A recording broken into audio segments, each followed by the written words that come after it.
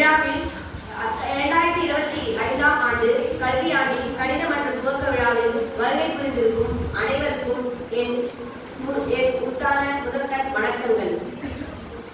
நான் இப்பொழுது கணித மன்ற 2025ஆம் கல்வியாண்டின் கணித மன்ற துவக்க விழாவில் உங்கள் முன் பியூட்டி ஆஃப் மேக்ஸ் இன் 2025 என்ற தலைப்பில் விரிவடைக்க வந்துள்ளேன்.